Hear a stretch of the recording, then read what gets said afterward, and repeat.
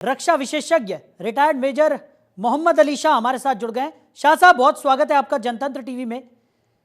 Israel जिस तरीके से आग बबूला नजर आ रहा है, एक के बाद एक हमले हमने इजराइल की तरफ से देखे हैं शाह साहब, और कई बार हम चर्चा भी कर चुके हैं, और लगभग पिछले 1-1.5 साल से चर्चाओं का विषय यही है कि इजराइल का अगला कदम क्या होगा। लेकिन जिस तरीके के दस्तावेज अब लीक हुए हैं, जिस तरीके की तस्वीरें निकलकर सामने आई है, उससे यह अंदेशा लगाया जा सकता है साफ तौर पर कि इजराइल अब जो कुछ भी करने वाला है वो बहुत बड़े लेवल पर करने वाला है, क्योंकि ईरान ने जिस तरीके से इजराइल पर हमला करके अब इजराइल को छेड़ दिया है। और ऐसे में इस वक्त इजराइल एक के बाद एक जिस तरीके से हमले कर रहा था, लेकिन अब ईरान पर जब इजराइल हमला करेगा तो वो कितना बड़ा हमला होगा, इस पर सबकी निगाहें टिकी है। आप क्या सोचते हैं? जी देखिए, इजराइल अगर हमला करेगा जब ईरान पे तो बहुत बड़ा हमला होगा। ये नेतन्याहू कह चुके हैं कि वो अपने तरीके से, अपने टाइम पे, अपने टैक्टिक्स के तरीके से वो करेंगे हमला। जी हाँ, ये बहुत बड़ा हमला होगा। और नेतन्याहू ने ये भी कहा कि अगर उनके और उनके घर पे आँच आई, उनके घर वालों को, तो ये बहुत बड़ी, उनके ईरान के प्रॉक्सी उन्होंने बोला है, तो ये उनकी बहुत बड़ी गलती होगी, क्योंकि वो इसमें बदला लेंगे, 100% बदला लेंगे। और देखिए, ये आग दोनों तरफ लगी हुई है, कहीं पे कम नहीं हो रही है, चाहे इजराइल हो चाहे ईरान हो, और दोनों हाथ धो के पीछे पड़े हुए हैं। इसका हल मैं देख नहीं रहा हूं साहिल भाई, बदकिस्मती से।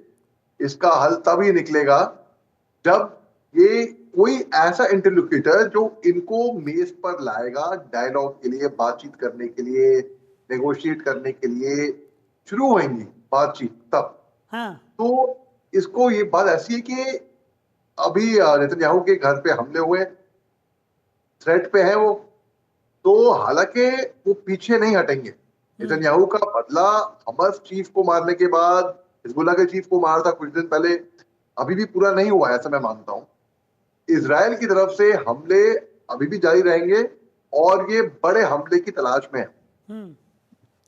अच्छा शाह साहब, जिस तरीके से, क्योंकि आप एक अच्छी खासी समझ रखते हैं और आप भी लगातार बारीकी से नज़र रखे हुए हैं, जिस तरीके की स्थिति इजराइल और ईरान के बीच में बनती हुई नज़र आ रही, क्योंकि इजराइल ने तो साफ तौर पर यह कह दिया था कि जब तक उसका एक भी दुश्मन जिंदा है तब तक इजराइल के जो हमले हैं वो रुकेंगे नहीं। आप कह रहे हैं कि कोई ऐसा हो जो इन दोनों को गोल मेज पर लाए, इनसे बातचीत करवाए और उसके बाद किसी तरह का कोई समाधान निकले। लेकिन समाधान तो शाह साहब तब निकलेगा ना जब दोनों में से कोई भी इस बातचीत के लिए तैयार नजर आएगा। लेकिन हमले लगातार हो रहे हैं और हमलों की तेजी जो है वो तो ये साफ तौर पर जाहिर कर रही है कि दोनों ही मन बना चुके हैं कि कोई पीछे नहीं हटेगा। ऐसे में सुलह का तो सवाल यहां पर उठता ही नहीं है। जी साहिल भाई, बदकिस्मती से मेरे को ये कहना पड़ा है कि यहाँ पर केवल इंसानियत का खात्मा होते हुए मैं देख रहा हूँ। ऑलरेडी गाजा पट्टी में 42,000 से ऊपर सिविलियंस, बच्चे, खवातीन, बुजुर्ग, निहत्ते, लाचार, मजलूम वहां पे मर गए हैं। और जो 7 अक्टूबर को हमास ने किया इजराइल में, वो सरासर 100%, कोई शक की बात किसी को है भी नहीं, आतंकवादी घटना थी, आतंकवादी अटैक था। बहुत ही डरपोक अटैक था वो। जिस तरीके से कहीं पे भी कोई भी अगर सिविलियंस को मारे, इसको, इसकी निंदा ही नहीं, इनको, उनके खिलाफ कार्रवाई भी होनी चाहिए। तो देखिए, कोई मेज पे तो लाएगा नहीं, क्योंकि जितने भी स्टेक होल्डर्स हैं, कतर को ले लीजिए आप, मिस्र को ले लीजिए आप, अमेरिका को ले लीजिए आप, ऐसी बात नहीं है उन्होंने कोशिशें नहीं करी, उन्होंने कोशिशें अपने तरीके से करी, लेकिन टस से मस कोई एक पार्टी नहीं होगी। ना इजराइल होगी, ना यहाँ से ईरान या लेबनान, हिजबुल्ला या कोई भी है, हमास अब ले लिए। मैं हूथी को भी देख रहा हूँ, यमन बैक्ड हूथी रिबेल्स, वो भी इस फ्रेम में आएंगे। जी। तो ये खत्म, जो 100 साल से ऊपर चलता आया युद्ध है जी, अन्य देशों ने कोशिश करी है पैरवी करने की, लेकिन अब तक हो नहीं पाई कुछ भी। सन 2000 की बात है, पीएलओ चीफ यासर अराफत ने भी कोशिश करी, लेकिन ना, कुछ नहीं हो पाया इसमें।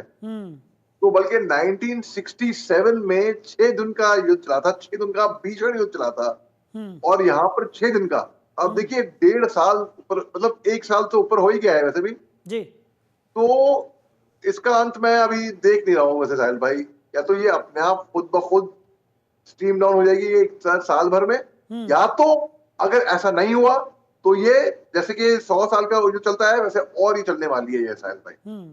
बिल्कुल शाह साहब, क्योंकि जिस तरीके की स्थिति बन रही है वो तो यही इशारा कर रही है कि ये अभी और लंबा चलने वाला है संघर्ष। और जिस तरीके से इस संघर्ष की शुरुआत हुई थी, ऐसा लगने लगा था कि कुछ समय के बाद ये संघर्ष कहीं ना कहीं एक विराम तक पहुंच जाएगा, लेकिन स्थितियां काफ़ी ज़्यादा गंभीर होती हुई नजर आई, क्योंकि इसमें काफ़ी ज़्यादा इन्वॉल्वमेंट भी देखने को मिल रहा है अलग अलग, चाहे हम बात करें हमास की, चाहे हम बात करें लेबनान की, चाहे हिजबुल्ला, या जिस तरीके से ईरान ने जो 200 बैलिस्टिक मिसाइल से अभी हमला कर दिया और खुले तौर पर जाहिर कर दिया एक दुश्मनी की ललकार जिसको कहा जाता है, वो यहाँ पर देखने को मिली ईरान की तरफ से। उसके बाद अमेरिका की जो भूमिका हमने देखी है कि इजराइल के अंदर अमेरिकी सेना पहली बार नजर आई, मिसाइल्स यहाँ पर पहुंचाए गए, हथियार यहाँ पर पहुंचाए गए, तो अमेरिका भी कहीं ना कहीं ईरान से जो अपनी दुश्मनी है उसको लेकर भी काफ़ी ज़्यादा अब आगे बढ़ता हुआ नजर आ रहा है। ऐसे में स्थितियां जो है वो आने वाले समय में और गंभीर होंगी। जी, आने वाले समय में और गंभीर होंगी, खास तौर से अन्य अलग राष्ट्र हैं जो बाहर से ताक लगा के बैठे हुए हैं, वो जब कूद पड़ेंगे इसके अंदर, वो ज्यादा दूर नहीं है जंग से। वैसे जैसे कि चीन ताक लगा के बैठा हुआ है जी, चीन ज्यादा दूर नहीं है, हाँ, रूस भी ज्यादा दूर नहीं है, और इसको मैं बहुत गंदी तरीके से, भीषण तरीके से प्रॉक्सी युद्ध मानूंगा फिर मैं जी, क्योंकि चीन के इंटरेस्ट होंगे जो अमेरिका के खिलाफ होंगे, और रूस के इंटरेस्ट भी होंगे वो जो अमेरिका के खिलाफ होंगे। तो यानी कि चीन और रूस भी आपस में मिल सकते हैं, तो और ज्यादा खतरनाक भीषण होगी। अव्वल दर्जे पे एक होएगा, एक अनोखा मुल्क होगा हिंदुस्तान, जी, जिसके ताल्लुकात हर किसी राष्ट्र से अच्छे हैं। बिल्कुल, चाहे यूक्रेन देख लीजिए, चाहे हाँ, रूस देख लीजिए, चाहे इजराइल देख लीजिए, चाहे लेबनान देख लीजिए, चाहे ईरान देख लीजिए। बल्कि हिंदुस्तान ने अब तक हमास को और हिजबुल्लाह को उग्रवादी संगठन नहीं माना है अब तक ऑफिशियली। बिल्कुल, बिल्कुल, अगर मिनिस्ट्री ऑफ एक्सटर्नल अफेयर्स की नजर से देखें, हमारी फॉरेन पॉलिसी देखें, क्योंकि हमारी फॉरेन पॉलिसी अव्वल दर्जे की है। हमें पता है डिप्लोमेसी क्या होती है, हमें पता है कि एक एक कदम फूक फूक के रखने के क्या मायने होंगे इसके बिल्कुल, इंटरनेशनल कम्युनिटी पे। हालांकि इसमें तो कोई तो राय है ही नहीं। तो जब बाहर के मुल्क, जैसे कि ये कोई लेन देन नहीं है अभी फिलहाल, तो जैसे कि चीन हो गया, रूस हो गया, जब ये भी इसके अंदर कूद जाएंगे तो ये और ज्यादा पेचीदा मामला होता जाएगा, और इसको रुकाने वाला फिर पता नहीं कौन आ पाए, कौन असर डाल पाए, कौन रोक पाए इसको। फिर तो ये भैया आग ऐसी अनकंट्रोलेबल होएगी जिसकी हद नहीं साहिल भाई। शाह साहब, जब भी हम आपके साथ चर्चा करते हैं तो आप बड़ी बेबाकी से वो तमाम चीज़ें यहाँ पर बता जाते हैं जो कई लोग बोलने से भी कतराते हैं।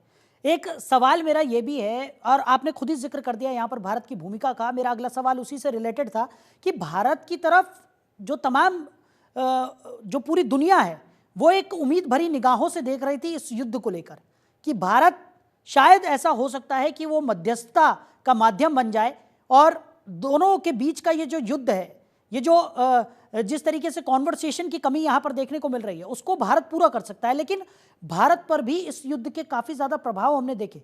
जब नसरुल्लाह की मौत हुई उसके बाद भारत में भी कई जगहों पर प्रदर्शन हमने देखे हैं, उसको कैसे देखेंगे आप? आपने बिल्कुल दुरुस्त फरमाया है साहिल भाई। देखिए, जी हाँ, आपने जैसे कि हम बात करते हैं अभी कि हिंदुस्तान के ताल्लुकात बड़े अच्छे हैं हर अन्य राष्ट्रों से इंटरनेशनल स्तर पर, सिवाय चीन को छोड़ दिए और वाहिद पाकिस्तान को छोड़ दिए, बाकी इनको दोनों मुल्क को छोड़ दिए, बाकी हर एक से अच्छे मुल्क से ताल्लुकात है। हिंदुस्तान इंटरलोक्यूटर तब प्ले करेगा जब उसके पास एक रिक्वेजिशन आएगी, जब ये मुल्क बोलेंगे भैया आप कुछ करो, आप ही कुछ कर सकते हो, तब हिंदुस्तान की फॉरेन पॉलिसी ऐसी है, वो हम सोचेंगे, बॉल हमारे कोर्ट में होगी, हम इसका निर्णय लेंगे, अच्छा ठीक है इसमें इन्वॉल्व होना है या नहीं होना है, कैसे होना है, वो हमारी सरकार निर्णय ले लेगी इसके ऊपर। अब बात ऐसी है कि जब हिंदुस्तान के ऊपर बात आती है कि भाई हिंदुस्तान क्या एक अच्छा एक पीस ब्रोकर का काम कर पाएगी इसके अंदर, तो हम तो इनिशिएटिव नहीं ले सकते, हम खुद नहीं पढ़ सकते मैदान जंग के अंदर कि हम रोकेंगे जंग, हम रोकेंगे। हमको बुलाना चाहिए, कोई हमको रिक्वेजिशन देगा, हमें एक्सेप्ट भी करना चाहिए, तब जाके इंटरनेशनल स्तर पर ऑलरेडी आप देखें तो हिंदुस्तान का जो फीचर है एक ग्लोबल पावर की तरह हो गया है, और सब इंडियन पासपोर्ट की वैल्यू आप दुनिया में कहीं पे भी चले जाए, अगर इतना मालूम होगा कि आप हिंदुस्तान से आए हैं, जो वैल्यू, जो इज्जत आपकी इंटरनेशनल कम्युनिटी में होगी, वो काबिल तारीफ है वाकई में। जी। तो जी हाँ, अगर हिंदुस्तान के पास ऐसी रिक्वेजिशन आती है कि हमको जंग रोकनी है, आपकी मदद चाहिए, प्लीज कुछ करिए, तब एक, बाकी और कोई मुल्क है ही नहीं, और मैं नॉन बायस हो रहा हूँ इसलिए नहीं क्योंकि मेरे को बहुत फख्र है कि मैं हिंदुस्तानी हूँ। अगर मैं कोई भी बाहर के मुल्क वाले भी यही बोलेंगे हिंदुस्तान के बारे में भी, बिल्कुल, कि हिंदुस्तान ही एक मुल्क है जो इसके अंदर कुछ तब्दीली ला सकता है। ठीक। अच्छा शाह साहब, जिस तरीके से ईरान की तरफ से इजराइल पर हमला किया गया, 200 बैलिस्टिक मिसाइल से यह हमला किया गया था। हालांकि इजराइल ने कहा कि खास नुकसान यहाँ पर कुछ हुआ नहीं है और उन्होंने इस हमले को पूरी तरह से विफल यहाँ पर कर दिया, लेकिन स्थिति क्या है वो पूरी तरह से कोई नहीं कह सकता। जिस तरीके के बयान सामने आ रहे हैं उसी को लेकर ये अंदेशे लगाए जा रहे हैं अलग अलग तरीके के, और अलग अलग जो रक्षा विशेषज्ञ हैं उनकी अपनी अपनी सोच है, वो इस पूरे संघर्ष को किस तरीके से देख रहे हैं। लेकिन क्या ईरान भी तो तैयार यहाँ पर होगा ही, क्योंकि जिस तरीके का हमला उसने किया उसके बाद उसे पता है कि वहाँ से भी जो पलटवार है वो ज़रूर आएगा। ऐसे में भले ही ये सीक्रेट डॉक्यूमेंट्स जो हैं वो यहाँ पर लीक हुए हों, इजराइल एक पूरी तैयारी के साथ आगे बढ़ रहा हो और एक बड़े हमले की तैयारी यहाँ पर इजराइल की तरफ से की जा रही हो, पर ईरान भी कहीं ना कहीं इस हमले के लिए प्रिपेयर होगा और कहीं ना कहीं उसने भी तैयारी कर रखी होगी। जी बिल्कुल, आपने दुरुस्त फरमाया है साहिल भाई। देखिए, हमला जब कोई रिएक्शन करता है उसको मालूम है, उसको उम्मीद है कि भाई आगे की क्या कार्रवाई होने वाली है, एक रिएक्शन पक्का आएगा। तो वो भी अपनी तरफ से तैयारी रखता है कि भाई क्या हम पे अगर जब कार्रवाई होगी, हम जवाबी कार्रवाई के तौर पे या अपने आप को शेल्टर देने के लिए हम क्या करेंगे जी। तो बिल्कुल ईरान को वो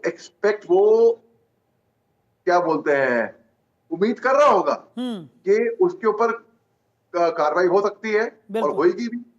अब किसी भी वक्त कुछ पता नहीं, बम कब कहां पे कैसे किधर कहां पे फूट जाए, तो वो मेंटली प्रिपेयर्ड तो है 100%। जी। अच्छा शाह साहब, एक और सवाल यहाँ पर, क्योंकि हम कई बार इस पर चर्चा कर चुके हैं और कई बार ये भी निकलकर सामने आया कि इजराइल पर जिस तरीके का हमला ईरान की तरफ से किया गया, और अमूमन जब इस तरीके के कोई हमले होते हैं तो ईरान जो है वो एक तरफ अपने आप को कमज़ोर भी नहीं दिखाना चाह रहा है, क्योंकि उसने जिस तरीके से अमेरिका को खुली चेतावनी दी, इजराइल को खुली चेतावनी दी, उसने साफ तौर पर कहा कि अगर इजराइल की तरफ से किसी तरह का कोई हमला होता है तो उसका जवाब देने के लिए ईरान पूरी तरह से तैयार है।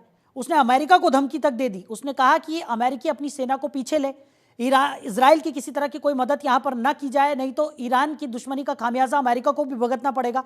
मिडिल ईस्ट के जो तमाम देश हैं वहाँ पर भी ईरान की तरफ से धमकियाँ भेजी गई।